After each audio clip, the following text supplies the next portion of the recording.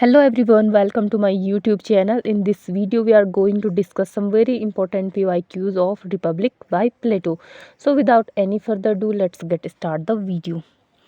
First question is, what is the main question that Socrates seeks to answer in Plato's Republic? Option A, what is the meaning of life? Option B, what is the nature of justice? C, what is the ideal form of government? D, what is the relationship between individual and society? So the right answer is option B, what is the nature of justice. तो जो Socrates सबसे पहला question पूछता है वो होता है what is the nature of justice. वो जस्टिस का नेचर पूछता है कि जस्टिस क्या होती है. Next question is, according to Plato, what is the ultimate reality that underlies the world of sensory experience? Option A, the world of sensory experience. Option B, the world of forms. Option C, the world of shadows. Option D, the world of reflection. The right answer is option C, the world of forms. तो जो कुछ भी है वो ये forms ही है जो कुछ भी है. और ये क्वेश्चन पूछा गया है प्लेटो की थ्योरी ऑफ फॉर्म से. तो घुमा फिरा के क्वेश्चन पूछा जाता है तो सबसे पहले आप ये सोचें कि ये कहाँ से पूछा गया, तब जाके अपना आंसर चूज़ करें. Next question is, in Plato's Republic what is the name of the philosopher king who is described as the ideal ruler? Option A Socrates, option B Plato, option C Aristotle, option D none of the above. The right answer is option D none of the above, क्योंकि इसमें जो है philosopher king का कोई नाम नहीं दिया गया है, बल्कि ये बोला गया है कि जो एक फिलोसोफर किंग होता है वो बहुत ही अच्छा रूलर बन सकता है, क्योंकि उसको सारी नॉलेज है, सारी लॉज एंड एवरीथिंग वो जानता है. तो कोई नाम यहाँ पे नहीं दिया गया है. Next question is, according to Plato what is the primary function of education in the ideal society? Option A, to prepare student for a career. Option B, to transmit cultural values. Option C, to develop critical thinking and philosophical understanding.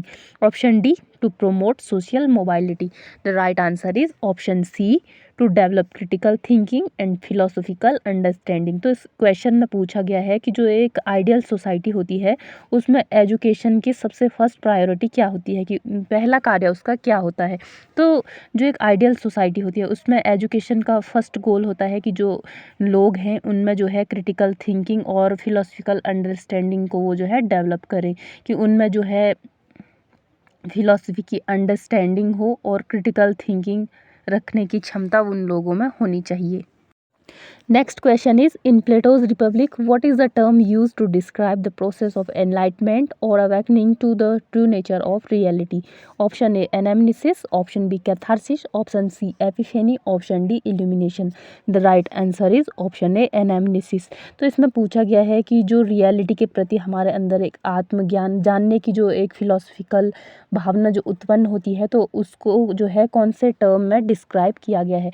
तो यहाँ पे anamnesis का मतलब होता है कि जो reality of nature होती है उसके प्रति हमारे अंदर जो भावना जागृत होती है जानने की, उसे बोलते हैं anamnesis. Next question is, according to Plato, what is the relationship between the individual and the state in the ideal society? Option A, the individual is subordinate to the state. Option B, the state is subordinate to the individual. Option C, the individual and the state are interdependent. Option D, the individual and the state are separate entities. The right answer is option C. तो इस question में पूछा गया है कि जो एक ideal society होती है, एक आदर्श समाज होता है, उसमें इंडिविजुअल और स्टेट के बीच क्या रिलेशनशिप होता है. तो इसका ऑप्शन सी सही उत्तर हो जाएगा. The individual and the state are interdependent. तो जो एक आइडियल सोसाइटी होती है उसमें इंडिविजुअल और स्टेट वो एक दूसरे पे जो है आपसी रूप में निर्भर होते हैं, और ये निर्भरता अच्छे के लिए होती है. Next question is, in Plato's Republic, what is the name of the three part of soul that Plato describes? Option A, the rational, spirited and the optative soul. Option B, the intellectual, emotional and the instinctual soul.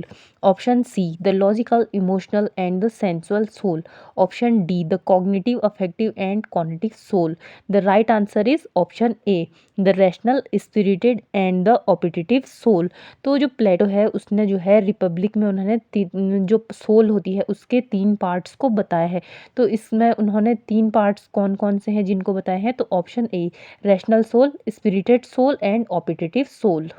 Next question is, according to Plato, what is the primary cause of social injustice society? Option A, economic inequality. Option B, lack of conversation. Option C, corruption of power. Option D, ignorance of the true nature of reality. The right answer is option D. तो इस question में पूछा गया है कि जो एक injustice society होती है उसके उत्पन्न होने का पहला कारण क्या होता है।